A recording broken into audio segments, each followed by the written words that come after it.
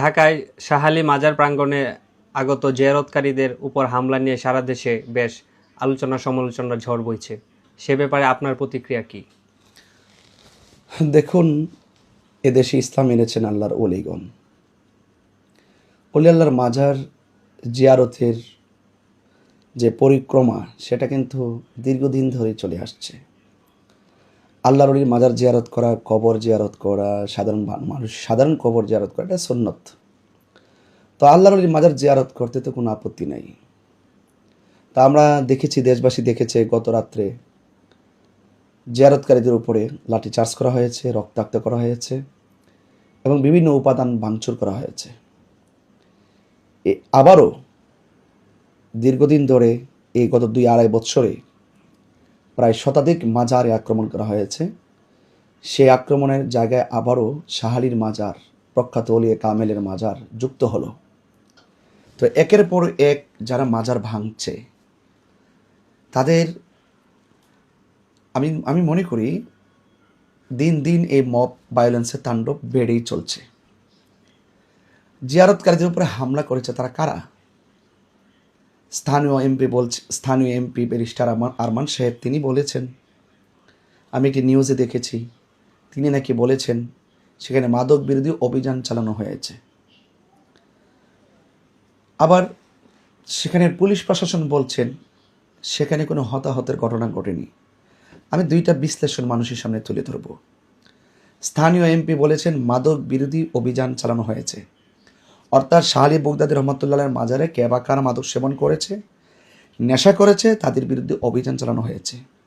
আমি দেশবাসীর কাছে প্রশ্ন রাখতে চাই, আমাদের ব্যারিস্টার আরমান এমপি সাহেব যে বলল যে সেখানে মাদক বিরোধী অভিযান চালানো হয়েছে, আপনারা কি সেই অভিযান যারা চালিয়েছেন তাদের মধ্যে কি পুলিশ প্রশাসন দেখেছেন? পুলিশ প্রশাসনের টিম কি দেখেছেন? এবং পুলিশ প্রশাসনের গাড়ি বহর কি সেখানে ছিল? তো তিনি কিভাবে বললেন যে মাদক বিরোধী অভিযান চালানো হয়েছে?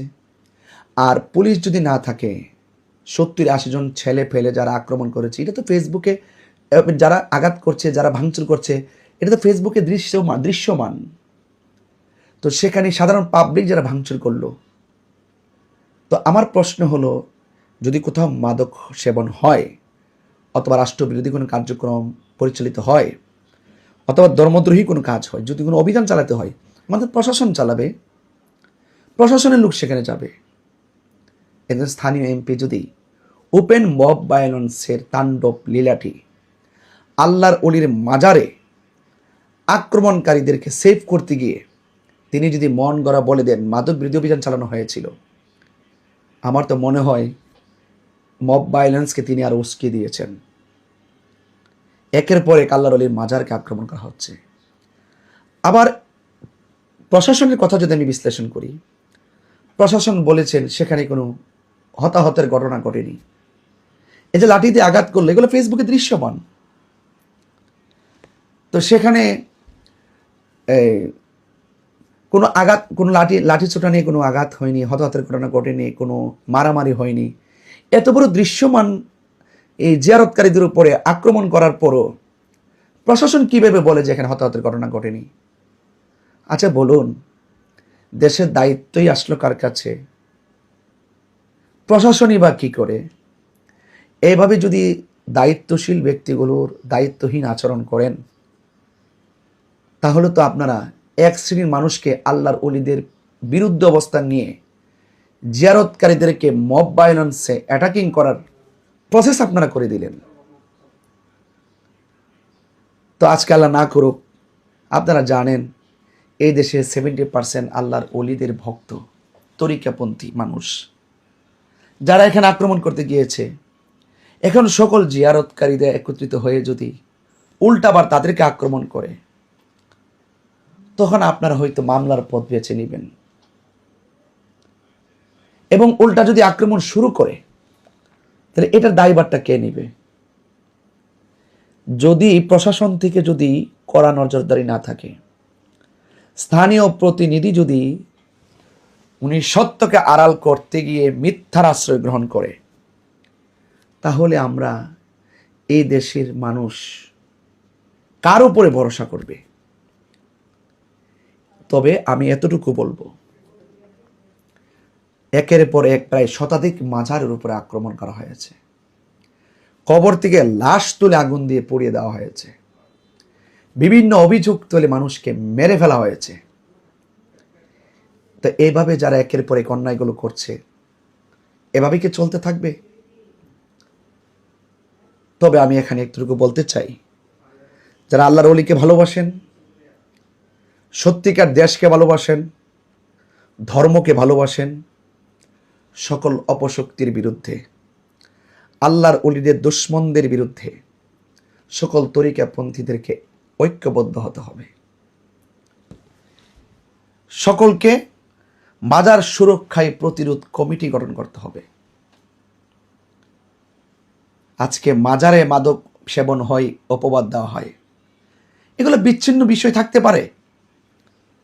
যেখানে কোরআন পড়ানো হয়, যেখানে হাদিসের চর্চা হয়, সেই জায়গার ভিতরে তো অপ্রীতিকর অনেক ঘটনা ঘটে। স্কুল, কলেজ, ইউনিভার্সিটিতে, শিক্ষাঙ্গনের মধ্যে তো এরকম অনেক অপ্রীতিকর ঘটনা ঘটানো হয়। সেখানে তো কেউ মব ভায়োলেন্সকে উস্কে দেয় না। তাহলে যারা একমাত্র আল্লাহর ওলির মাজারকে টার্গেট করেছে, তারা নিঃসন্দেহে দেশদ্রোহী এবং ধর্মদ্রোহী। দেশদ্রোহী এবং ধর্মদ্রোহীদের বিরুদ্ধে দেশের আইন লাগবে। সচেতন মানুষকে, সচেতন নাগরিককে ঐক্যবদ্ধ হতে হবে। এবং আগামীতে যারাই কোনো আল্লাহর ওলির মাজারকে ভাঙতে আসবে এবং জিয়ারতকারীদের উপরে আক্রমণ করতে আসবে, আপনারা সকলে ঐক্যবদ্ধভাবে তাদের দাঁত ভাঙার জবাব দিবেন। আমরা মাদকের বিরুদ্ধে জিরো টলারেন্স ঘোষণা করি এবং আল্লাহর ওলির মাজারকে রক্ষার ক্ষেত্রে আমরা জিরো টলারেন্স ঘোষণা করি। মাজারকে সুরক্ষা করতে হবে, অপশক্তির বিপরীতে রুখে দাঁড়াতে হবে। এবং যারা প্রখ্যাত ওলিয়ে কামেল শাহ আলী বুগদাদি রহমাতুল্লাহের মাজারে জিয়ারতকারীদের উপর আক্রমণ করেছেন, তাদের দৃষ্টান্তমূলক শাস্তির দাবি করে এবং সকল তরিকাপন্থীদেরকে ঐক্যবদ্ধ থেকে মাজারের সুরক্ষায় প্রতিরোধ কমিটি গঠন করতে হবে। সবাই ভালো থাকুন। আসসালামু আলাইকুম ওয়া রাহমাতুল্লাহি ওয়া বারাকাতুহু।